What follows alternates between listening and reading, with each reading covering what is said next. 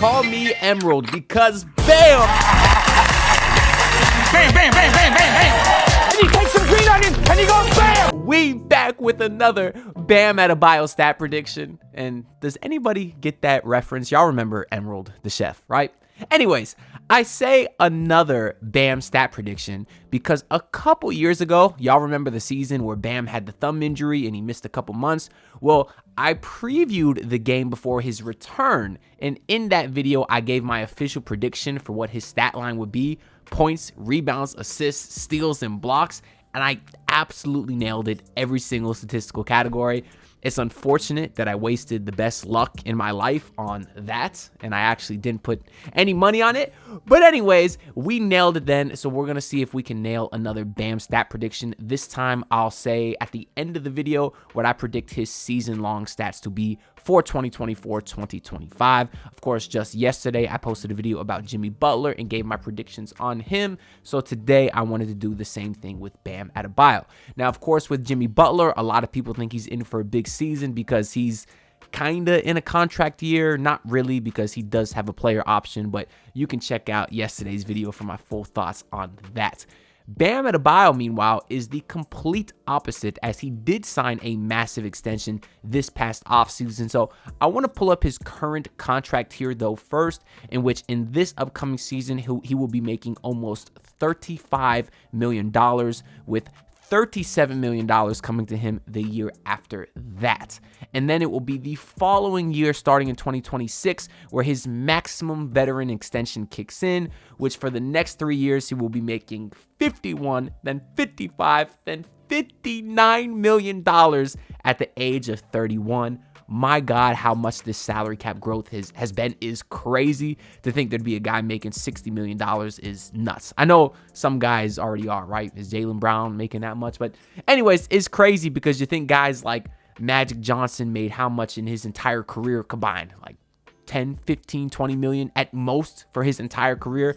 So the amount these guys are getting paid is insane.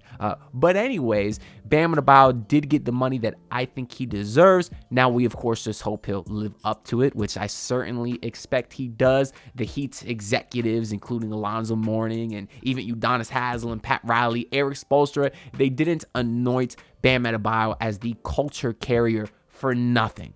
Obviously, a lot of times when guys get paid, you get a little bit worried that they said, it can go one of two ways, I guess. We can say, one, okay, we got paid. Now this guy wants to prove that he earned it and deserves it.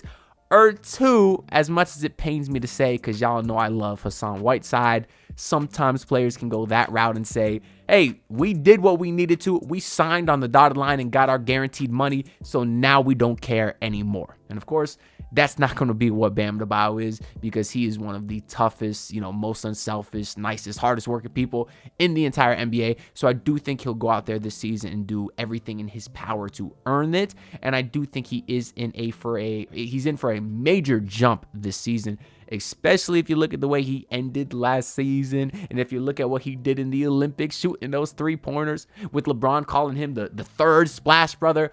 Obviously, that's very exciting to see. And Bam, just in general, has been a guy that has taken a clear jump almost every single season. So I want to look at his previous stats from his Heat tenure.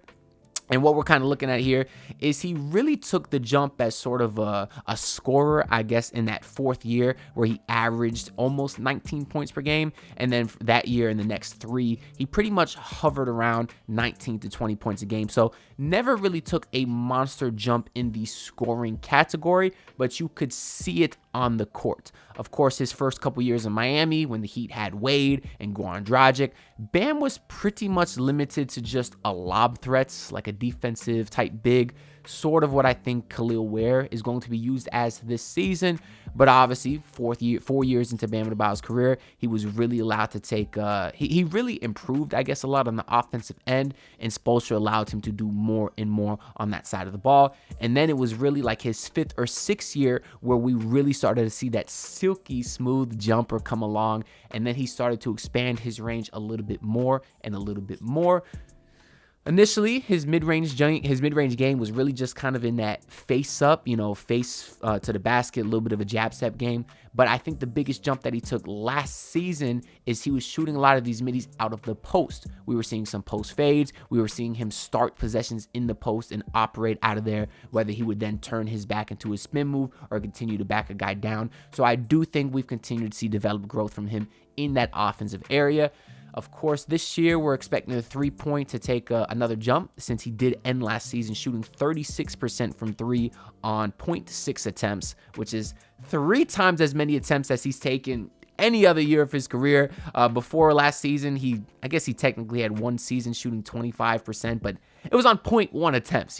Last year, really the second half of last year, is the first time that we actually saw Bam Adebayo make an effort to shoot the 3-pointers, and I don't see any reason why we won't continue to see that trajectory this year. Obviously, Bam joked that Spoelstra was watching him in the Olympics because he was an assistant coach, but he did acknowledge that Spo now trusts him to stretch the floor a little bit. I'm not saying Bam's going to take 3 or 4 threes a game. He's not going to turn into Chris Bosh just yet, but I do think we'll see a little bit of growth there, and you'll see that in my final prediction a little bit later.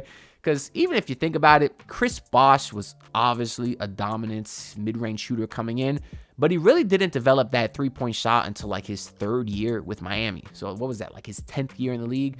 I know the game was different back then, but it really didn't become a 5-out offense till later in Chris's career, which is why he never really worked on it too much. But the overall point still stands where I think it will take guys time to really develop that aspect of their game. So while I do think Bam Adebayo will be an improved 3-point shooter, I just want to temper expectations for all these Heat fans that think he's going to be knocking down 3, 4, 5 triples a game. I just don't think that's going to happen. Where I really would like to see Bam essentially improve, I guess I would say, is with his post game. He did develop that post mid-range game, like I was saying, but I still don't feel like he has great footwork in the post in terms of punishing a smaller defender, because a lot of times when he did have a smaller guy on him, he would either pass it out or turn it over or shoot a jump shot fadeaway over him. And I do think it'd be much more beneficial to him. I think he'd be a much more efficient player if he was able to work on a little bit of a jump hook, left hand, right hand, spin over both shoulders, drop step a little bit. I think it'd be a much better way to punish smaller defenders, which is critical because we see this all the time with the Heat, right? They've liked to play small ball over the last couple years. And then what happens when there's a mismatch? Well, the other team punishes us. On the Celtics, Horford punishes us. Porzingis was always backing our guys down. I really would like to be able to do that to other teams as well if they decide to go small, especially if the Heat are starting Khalil Ware, and then Ware can match up with another center on the other team, and then Bam might be matched up versus a smaller power forward. I think Bam needs to be able to get a couple of moves in the post to really take advantage of that. Of course, that's why I like to operate. Y'all know I love the post game. Y'all hear me say I got a foot fetish for the footwork of Kamehameha Jaquez Jr. Of course, I got the Hakeem Olajuwon Funko Pop right here, my favorite player of all time. I love the footwork. I really hope that Bam was able to get into the lab this season so we can see a little bit more of that. But that is really the main area where I would like to see Bam Adebayo improve, at least offensively. Now, I'm going to go into my official predictions here because, well, I guess one more thing I want to notice as I look at my notes. I would like to see Bam's free throw attempts go up, actually, because last couple years he averaged under 6, and the year before that he did average over 6. So a little bit of a drop there. And the reason I'd say I'd like that to go up is because I understand Bam is becoming an improved shooter, but I want him to take those jump shots, no doubt, because it extends his range, makes the defense come out to guard him. But Bam, 99% of the time, will be the strongest, fastest, quickest guy on the court at his position. He's an absolute mismatch nightmare, so I don't see any reason for him to settle for jump shots completely. I think at points last year and the year before, he fell in love with the midi a little bit too much, so I still would like to see him use his athleticism and speed to get to the rim and get more free throw attempts. I don't see any reason he can't be over 6 free throw attempts a game, maybe somewhere around 6.5. So that is another area that I'd like to see Bam improve full on as well. Now, my final stat predictions for Bam Adebayo this season are 20.9 points per game, 10.5 rebounds, 3.3 assists on 50.1 field goal percent shooting, and 34.5 3-point field goal shooting, and I'll give him 1.4 attempts per game. That'll put him at about 115 total. When Bam was on the Tobin and Leroy show, he did say that he plans on getting at least 100 up, so I do think the 1.4 attempts a game puts him at 115. I think that's pretty much in the range of what we're going to see for Bam. Now, what a lot of people might notice here is the points. I only right had him at 20.9. I think a lot of people might expect him to have more, just because he does seem like he'll be given the keys to the offense, or at least keys to a much bigger role. And with the 3-point shooting, his numbers theoretically should go up. And while 20.9 would be the highest points per game of his career, it's not much higher than what he was at just 2 seasons ago at 20.4. But the reason being is Bam is looked at to do so much. He will be the defensive anchor for this team and is asked to do so much on that side of the ball. I don't think it's realistic for him to necessarily score over 20 points per game, over 21 points per game. I just don't think that's possible, and I don't necessarily think that's the smartest thing for the Heat, because they do have so many other options that can score.